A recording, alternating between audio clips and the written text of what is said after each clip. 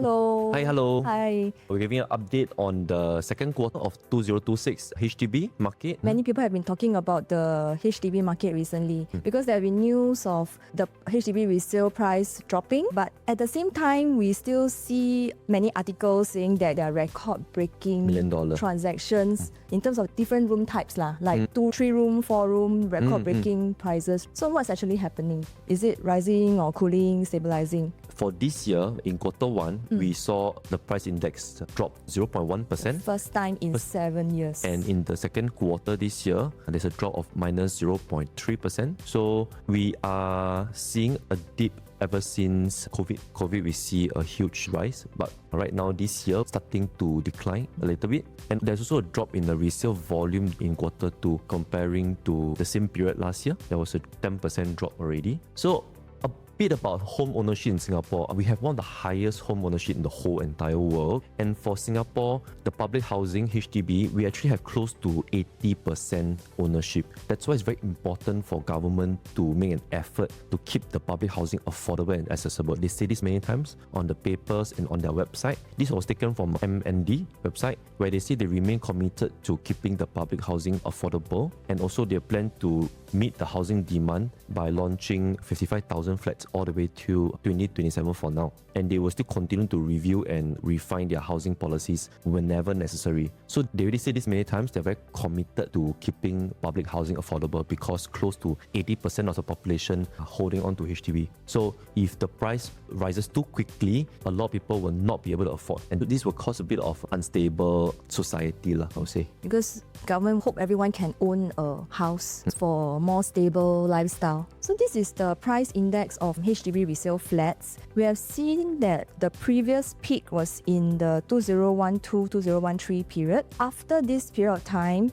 there are cooling measures that were introduced, and since then we see slight dip and then the price stabilize. And after that, this period of time we start to see a great increase, like huge increase, and mainly it's due to the COVID period when there were very little supply of HDB and there are a lot of demands for resale HDB, because at that time there were BTO delays due to construction, the stop production and delay for not quite a enough few years. manpower. We have seen a lot of buyers, they forfeited their BTO and they came to resale because they can't be waiting for 4 or 5 years, even more than that. They will turn to resale instead. It was really quite bad during this period where people are queuing up to see a resale market. You have to make decisions fast. On the spot, correct. We were receiving like 4 or 5 offers immediately on the first weekend of viewing. So that's why this period we see a huge price increment in the price index. And there's also a group of buyers, those are private property downgraders. They want to cash out. That's why they will sell their private property to buy a resale HDB. That's why we see the huge increase. And then the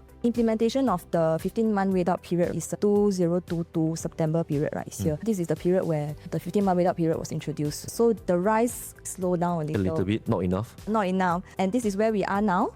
And then we are seeing the price stabilizing already and slightly. Mainly, I think because of the huge supply of the BTO coming out. So this is where we are now. And also we see a change of the loan lowered to 75%. So it used to be 80%. So this is the quarter resale price index. It has always been quite high, 9.7%. Last year, we see the lowest growth of 2.9%. And last quarter is 0% growth. And true enough, this year, we start to see dip really. So total now is already negative 0.4%. But although we see drop in the resale price, we still see there are more $1 million flat transactions happening in 2025 compared to 2024. It's about more than 54% increase. Yet price still dropped. This tells us that the $1 million HDB transactions, they are just a small percentage. A very small percentage. Of the total number of HDB transactions, meaning that the majority, they are not doing as well. Even though there's so many $1 million transaction selling higher and higher. This is an example what we're trying to explain. So what you see right here are the news in the market where the $1 million transaction, there are a lot more. Even for a 2-room, 3-room flat, it's close to $1 million. Record-breaking price. But actually, there's only estimated about 7% of the entire transaction. So 93% of the other transaction below $1 million are actually not performing. And we're not seeing seeing in the market. That's why you see a price index starting to drop. Even though with so many $1 million transactions, it's still heavily put down by the other transactions, meaning they are all selling below valuation. That's why we're starting to see the price index coming down. This is the HDB resale volume for the past few years. As we can see during this period, the COVID, we see a lot of resale transaction, and the beginning of 2025 we start to see it dropping, and it's the lowest volume since 2020. It actually dropped about close to 3,000 units, and right now this year we are about halfway through the year. We see a transaction of about 12,000. I don't think it's going to exceed the last year volume. Right now this is halfway mark, so if another year is the same amount, we're talking about 24,000, which is lower than the previous year. A few things that the government has been telling us in order to increase the supply of HDB. One of them is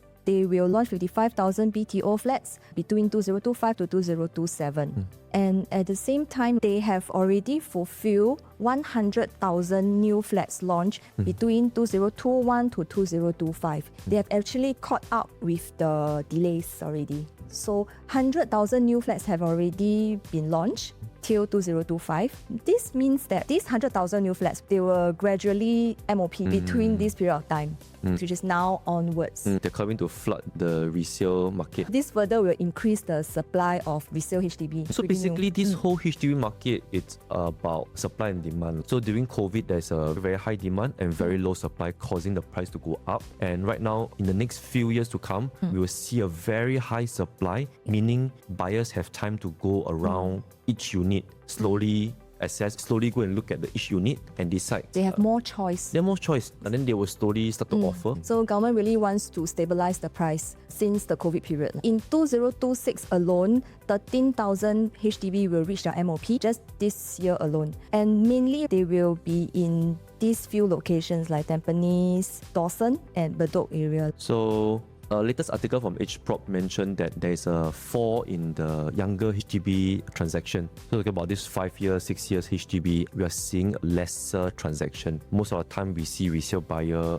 these flats are the one that is very quickly snatched up because they're the youngest. They're new. They're They're newer. new. So right now we see a decrease because most of the buyers are going to HDB, BTOs. Why is this happening? Looking at Sembawang, the 4-room, the resale transaction is going around 570 to 690,000. But with a BTO, you can get one less than 300,000. It's half. Wow, the price is really attractive. It's more than half Then the we amount. Even at Tampines, the transaction is around 650 to 7. Tampines is a bit mixture of old and new flat. The newer flats are going around 900,000, 1 mil. But a brand new BTO will only cost you 450,000. Also half the price. That's why we see buyers, especially a younger couple that just started working, want to keep their costs, their expenses a bit low. They will definitely go for BTO because in their 20s, they can wait for another 3 years, 4 years. Why not? Because the amount, this is basically, if I buy at 450,000, I can sell at least at 700, 800,000 next time. They're talking about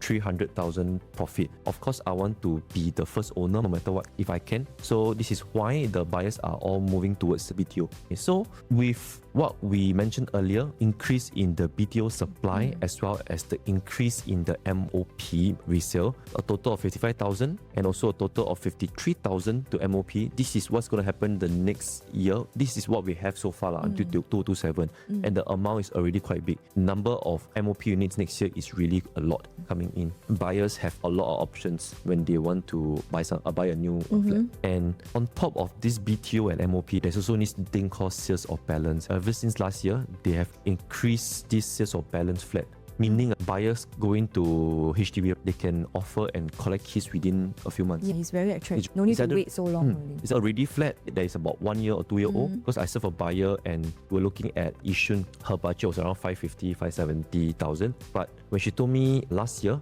July, got sales of balance, I can collect keys immediately. I said, oh, please go ahead. Importantly is you find your place for yourself. And she bought it around 400,000. So actually she still saved about 100,000.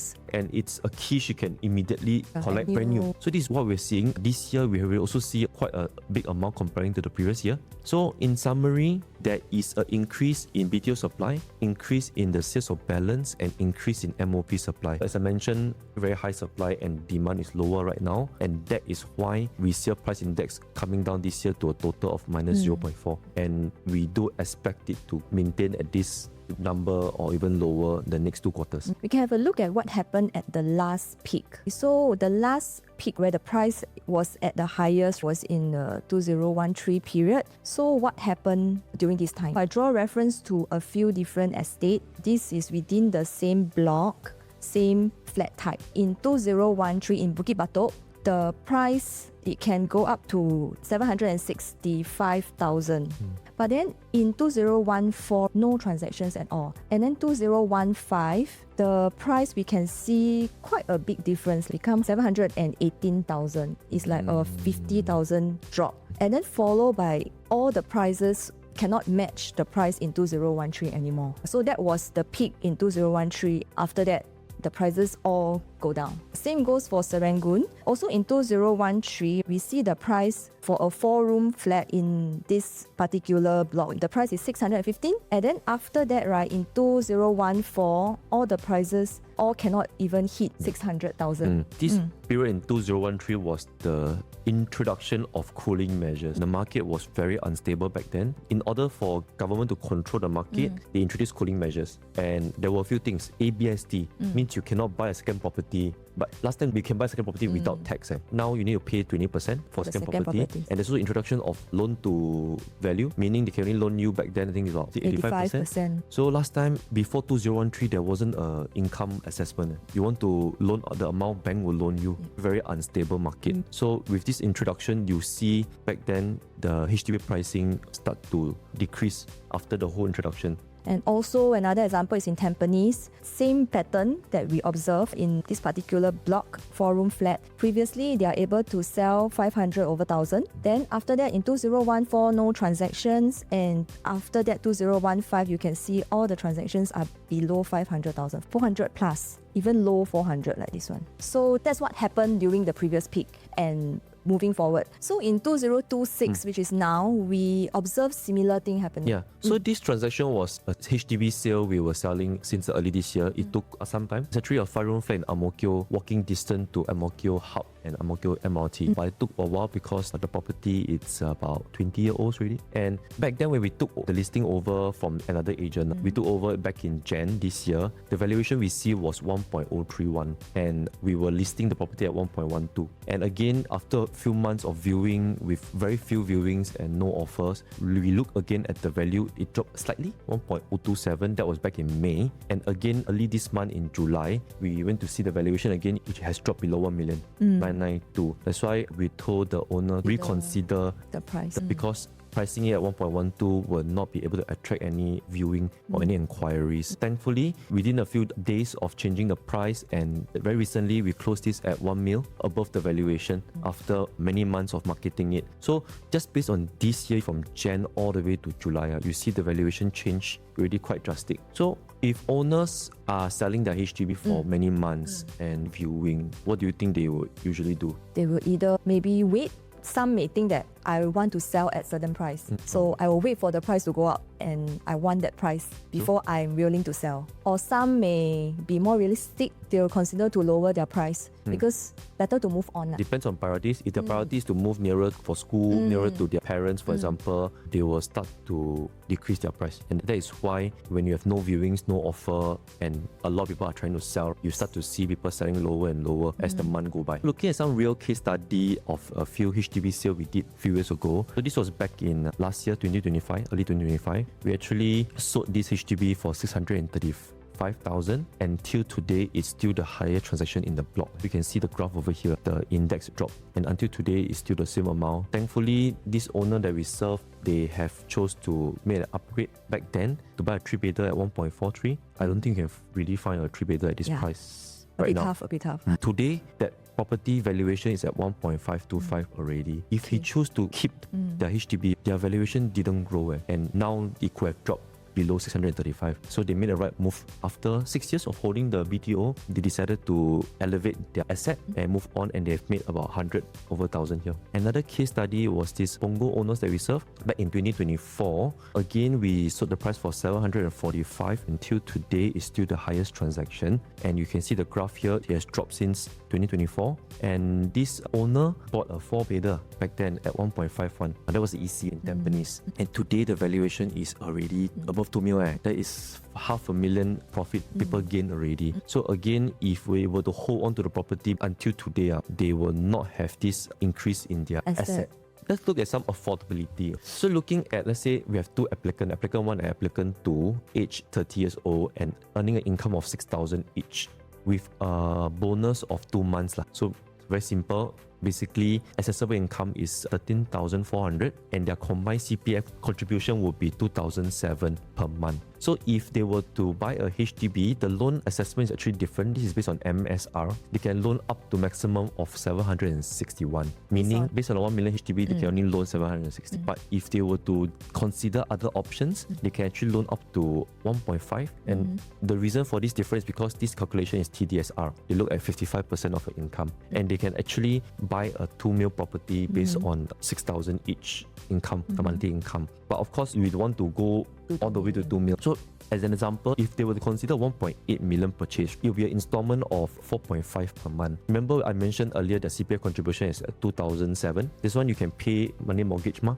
So this amount minus this amount, the cash top up for them is at 1,008, meaning about $900 per person. This is another option if you're considering, you can weigh both options, or if you need a personalized calculation, feel free to contact us. We can help you calculate and weigh your pros and cons, have some options. Because I met some owners, they bought their first property, but they bought a resale 30-year-old HDB. And right now, after 5 years MOP, they are trying to sell to upgrade, but having a bit of problem because selling is an issue right now because it's older already. It's about 30-year-old, and also the profit from there is only about less than 200,000 because it's an older flat. They have a bit of problem right now to upgrade. So it's very important to know your options, weigh out your pros and cons, then you decide what you choose to do next. So if you look at affordability of when you own a BTO, whether you are able to upgrade to a private property, let's look at some numbers. Let's say if you buy your BTO 4-room flat at 348,000, right, and you sell at about 795,000, and with an outstanding loan of 230,000. This one is based on 75% loan, and then 5 years later, it should be about this amount. So what is the sales proceeds that you will get?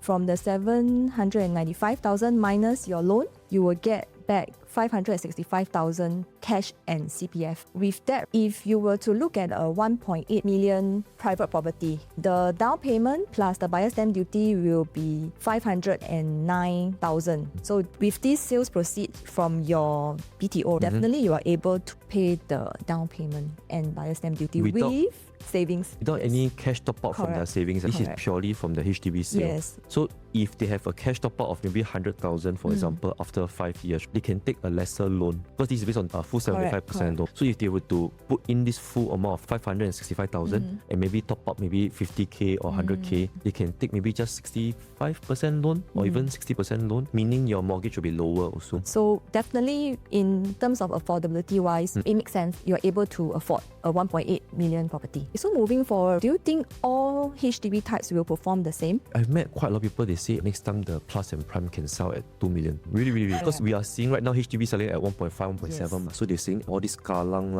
all this Bayshore one will sell at 2 million next time. Let's have some understanding about this. There is a new classification of flats that was introduced starting from October 2024 onwards. The BTO launch will have different classifications. There will be standard, plus and prime flats classification. So the prime being the flats that are located in the most prime location, central and then closest to MRT with a lot of amenities. This will be the prime. And then plus will be slightly not as prime. Then standard will be more towards the OCR area. And not so close to amenities. So this prime and plus, the flats, they will enjoy more subsidies, but at the same time, there are more restrictions as well. So the restrictions mainly are that the minimum occupation period, the MOP, will be 10 years instead of the usual 5 years for standard flats. And then for selling, after you sell, the resale buyer also will have to stay for minimum 10 years. And then at the same time, things like the income ceiling The income ceiling is 14,000 There will resale buyer. still be a cap of income of 14,000 for the resale buyer. Correct. And then another thing is there will be a subsidy clawback. The percentage of clawback, it differs between the plus and prime, and they will only announce the amount of clawback when they introduce the different estate. For the prime, it can range from 9% to 14% of the resale price. So for example, if in the future, 10 years after MOP, you decided to sell for example 1 million, so the clawback will be 140,000. So you need to return it back to the government. One example of the 14% clawback is they have announced this layer BTO that is launched in June. This one will be under 14% subsidy clawback. This one because it's city fringe and also near to the Telok Blangah MRT. Very good location. Very good location. So if I were to put this into numbers for buyers who say that these projects can sell at 2 mil, right? 2 mil, 14% will be 280,000. You need to return. So owners of this prime flat will think twice, think thrice even. They will think whether should I sell or not. 280,000 if I want to sell. And also we talk about the 14,000 resale income cap, meaning 14,000 income, maximum they can only loan 1 mil. So if you want to buy a 2 mil flat, you need to pay 1 mil cash plus CPF. Unlikely we will have such buyers in the market. Very unlikely. That's why with all these policies in place, we are very unlikely to see BTO reaching 2 mil in the near future. And if we look at some figures, since October 2024 to the latest BTO launches, we have seen the percentage of the different flat classification. The plus and prime flats make up about 50% of the total number of units launched compared to the standard. Standard, they're on par about 50%. So this tells us that these two classification will really make impact. There will be really impact in the future to the resale market. Of course, the location-wise, they are maybe willing to pay higher, but there are more restrictions to deter your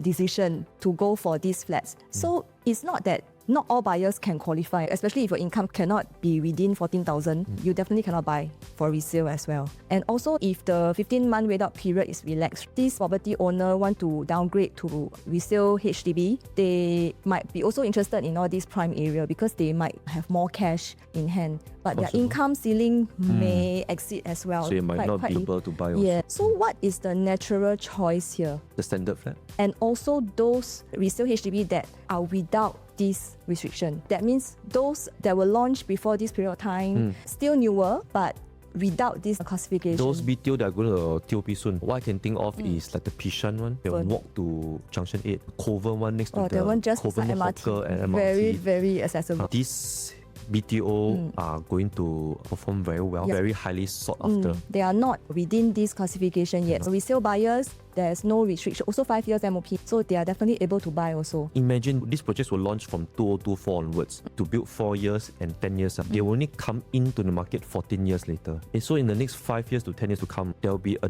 drop in the resale market, the options to choose from. So those BTO coming to TOP are the ones that will be the newest in the resale market, and they will be more highly sought after because they are not restricted. So from this slide, we can see they enter the resale market at different time frame. So the standard flat from launch to TOP to MOP, it would take around this period 7 to 9 years, or some maybe 10 years. Then for the plus and prime flats, it will be around this time, 13 to 15 years. So when these flats are ready, the standard flat ready, the plus flat, they are not ready yet. Even if you want to buy, you also cannot buy. And also one thing is, those BTO owners, they might think twice when they want to sell the plus and prime flat because of the subsidy clawback. Because as you mentioned, if you're planning to sell 2 million, your clawback is 280,000. It's a significant Maybe amount. I will decide to go into other ways of investment. So right now, in the next few years to come, we will see standard flat coming to sell, but not so close to amenity, versus